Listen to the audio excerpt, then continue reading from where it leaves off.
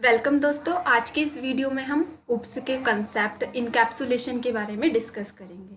Encapsulation क्या है, ठीक है। इससे पहले की वीडियो में हमने आपको उप्स के बारे में और उप्स के दो कंसेप्ट के बारे में बताया था, क्लास और ऑब्जेक्ट के बारे में, ठीक है। अगर आपने वो वीडियो नहीं देखी है तो आप उस वीडियो को फॉलो जरूर कीजिएगा, ठीक है। तो अब हम बात करते हैं इनकैप्सुलेशन के बारे में। इनकैप्सुलेशन भी उप्स का एक कंसेप्ट है, ठीक है। Encapsulation is the process of binding or wrapping the data or code into a single unit. Encapsulation एक प्रोसेस है जो कि बाइंड करती है डेटा को और कोड को इनटू अ सिंगल यूनिट।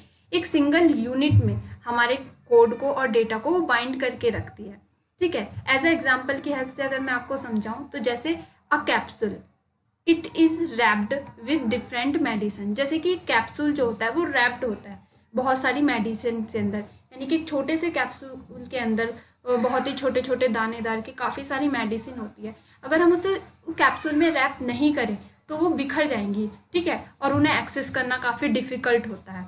और अगर हम उसे कैप्सूल के अंदर रैप्ड कर देते हैं तो किसी भी को भी एक्सेस करना बहुत ही ईजीली हो जाता है, ठीक है। तो एक बेस्ट एग्जाम्पल है। एंड जैसे कि एक बिस्किट आपने खाया होगा, हम पार्ले जी की बात ले लेते हैं, वो सभी ने खाया भी होगा, ठीक है। अगर हमें दुकानदार उस पार्ले जी बिस्किट के अंदर जो बिस्किट्स हैं अलग अलग देगा तो हमें उन्हें कैरी करना काफ़ी डिफिकल्ट होता है, ठीक है। तो उन सारे बिस्किट्स को उस पार्ले जी के रैपर में बाइंड किया जाता है ताकि हम उसे ईजिली एक्सेस कर सकते हैं, ठीक है। वो सब चीज़ के सभी के लिए मतलब काफ़ी एक सिमिलर डेटा, मतलब एक उस रैप के अंदर बिस्किट ही बिस्किट होते हैं, ऐसा तो नहीं उसके अंदर टॉफ़ी रैप्ड होती है, ठीक है। तो सेम डेटा को एक रैप करके रखता है, तो यही इनकैप्सुलेशन है। जैसे कैप्सूल के अंदर मेडिसिन को रैप करके रखता है, बिस्किट के रैपर के अंदर वो बिस्किट्स को ही रैप करके रखता है, ठीक है।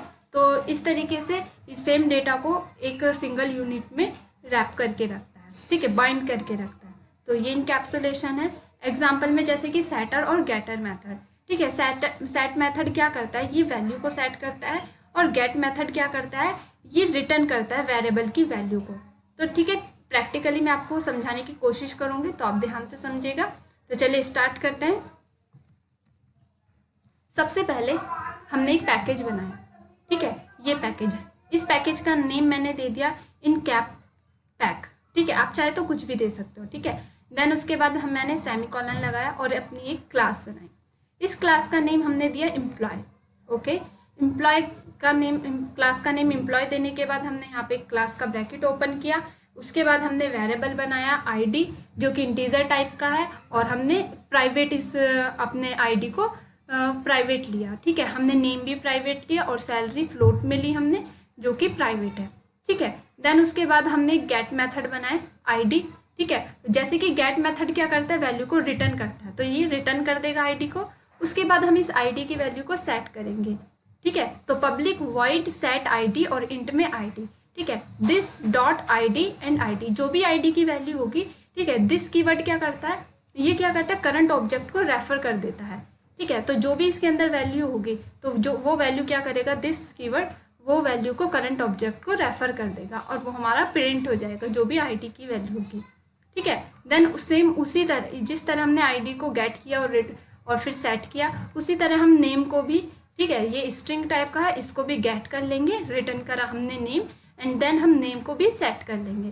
जैसे पब्लिक वॉइड सेट और स्ट्रिंग में हमने नेम दिया और this dot name equals to name, set कर लिया। देन उसके बाद हमने सैलरी लिया था तो हम सैलरी को भी गेट कर लेंगे और रिटर्न कर देंगे यहाँ पे सैलरी को, एंड देन उसके बाद हमने सेट कर देंगे सैलरी की वैल्यू को, ठीक है। तो जो भी सैलरी होगी वो यहाँ पे सेट हो जाएगी, ओके दोस्तों। उसके बाद दोस्तों हम एक नया पैकेज बनाएंगे, ठीक है। हमने एक और पैकेज बनाया, सेम पैकेज, ठीक है, जो हमने ऊपर लिया था पैकेज, वही पैकेज हमने बनाया और हमने एक दूसरी क्लास बनाई उस पैकेज के अंदर, सेम पैकेज के अंदर। पहले हमने एम्प्लॉय ली थी, अब हमने उसके अंदर एक मैनेजर क्लास बनाई। उसके बाद हमने यहाँ पे क्लास का ब्रैकेट ओपन किया। देन उसके बाद हमने एक मेन मेथड बनाया, ठीक है, public static void main string s. Then उसके बाद मेन मेथड का ब्रैकेट हमने ओपन किया, ठीक है। अभी देखिए एम्प्लॉय हमारी जो है क्लास है, जो कि हमने इससे पहले इसी सेम पैकेज में जो क्लास बनाई थी। अब हमें उस क्लास के वेरिएबल्स को एक्सेस, उस क्लास के वेरिएबल की वैल्यू को एक्सेस करना है, तो उस क्लास का हम ऑब्जेक्ट क्रिएट करेंगे एम्प्लॉय ओबीजे, हमने लिया न्यू एम्प्लॉय, ठीक है, ये हमारा ऑब्जेक्ट क्रिएट हो गया।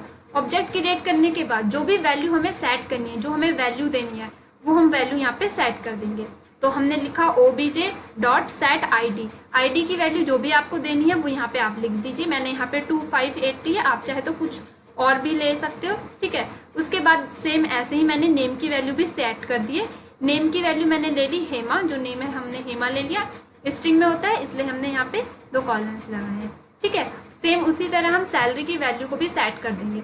सैलरी मैंने यहाँ पे 25,000 ले ली, तो आप भी सेम सैलरी चाहे 25,000 लीजिए या कोई भी वैल्यू आप ले लीजिए। तो यहाँ पे एक एक करके हम इन वेरिएबल की जो भी वैल्यू है वो हम यहाँ पे सेट कर देंगे। सेट करने के बाद इन वैल्यू को हम गेट करेंगे, ठीक है। गेट करेंगे और प्रिंट करा देंगे। तो देखिए system.out.println this is employee ID equals to, ठीक है। तो देखिए 2 कॉलम्स ने लिया है, तो ये स्ट्रिंग है, तो हमारी ये स्ट्रिंग जो है एज इट इज प्रिंट हो जाएगी। एंड प्लस obj.getID, तो जो भी वैल्यू होगी ID की वो यहाँ पे रिटर्न कर देगा। रिटर्न करने के बाद जो भी ID की वैल्यू होगी वो इस SOP में प्रिंट हो जाएगी, हमारे स्क्रीन पे प्रिंट हो जाएगी, ठीक है। देन उसके बाद system.out.println में हमने एम्प्लॉय लिया, this is employee name and object.getName, तो जो भी वैल्यू होगी यहाँ पे ऑब्जेक्ट की नेम की वैल्यू जो भी होगी तो हम यहाँ पे गेट कर लेंगे। तो देखिए नेम की वैल्यू हेमा है, तो ये गेट क्या करता है, रिटर्न करेगा। तो यहाँ पे नेम की वैल्यू हेमा है, तो हेमा को वो रिटर्न करेगा, तो यहाँ पे हेमा जो है प्रिंट हो जाएगा।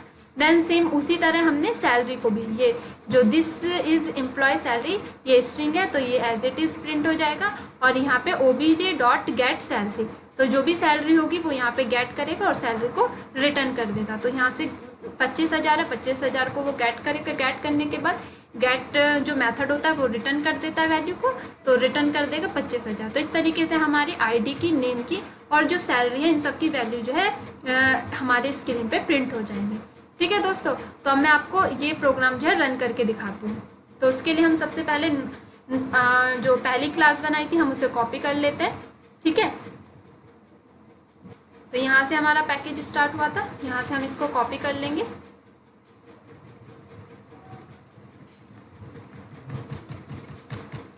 ठीक है। ये मैंने सेलेक्ट किया, सेलेक्ट करने के बाद ये हम इसे कॉपी कर लेते हैं, ठीक है। कॉपी करने के बाद मैंने नोटपैड ओपन किया,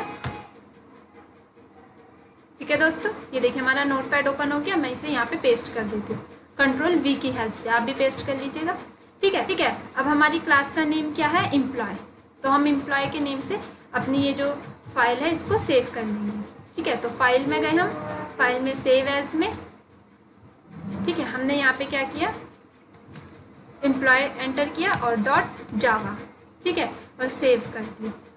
तो देखिए हमारी फाइल सेव हो गई है, ये देखिए यहाँ पे सेव हो गई है, ये देखिए एम्प्लॉय के नाम से जो हमारी फाइल सेव हो गई है। उसके बाद हम क्या करेंगे, अपना जो दूसरी क्लास बनाई थी उस क्लास को कॉपी कर लेते हैं, ठीक है। पैकेज का नेम सेम रहेगा, आप भी ध्यान रखिएगा। अब हम नोटपैड ओपन करते हैं एक दूसरा, ठीक है। ये देखिए हमने नोटपैड ओपन किया, अब यहाँ पे हम पेस्ट कर देंगे, ये हमारी पेस्ट हो गया, ठीक है। उसके बाद इस क्लास का नेम क्या है, मैनेजर, तो हम इसी क्लास के नेम से जो है ये फाइल सेव कर लेंगे। फाइल में जाएंगे, सेव एज में, ठीक है, ये हमने सेव किया .java। ये देखिए हमारी फाइल सेव हो गई, तो मैं आपको दिखा देती हूँ, डेस्कटॉप पे मैंने सेव करी है, ठीक है। ये देखिए manager.java से ये हमारी फाइल सेव हो गई है, ठीक है। उसके बाद अब हम अपनी फाइल्स को जो है रन करेंगे। हमने CMD ओपन किया, तो देखिए हमने CMD ओपन कर लिया, ठीक है। हमारा जो प्रोग्राम हमने सेव किया वो डेस्कटॉप पे किया है, तो CD डेस्कटॉप, ठीक है। हम देखिए डेस्कटॉप पे आ गए हैं, ठीक है। अब हम देखिए हमने पैकेज बनाया था अपनी क्लास में, तो पैकेज को कंपाइल करना आपको आता ही है, तो हम करेंगे java-c-d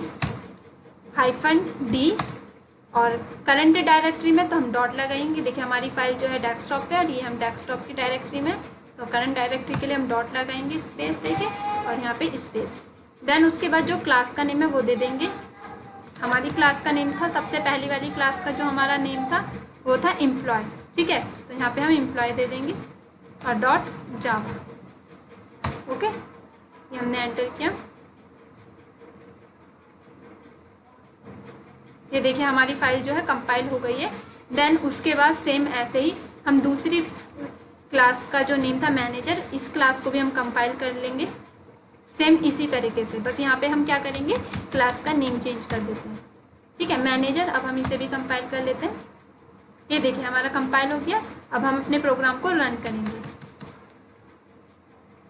ठीक है, ठीक है। अब देखिए जहाँ हम पैकेज बनाते हैं उसे रन करने का तरीका भी अलग होता है, जावा मैनेजर। और जो भी पैकेज का नेम है वो हमें लिखना होगा। तो यहाँ से हम पैकेज का नेम जो हमारा था ये था इनकैप पैक।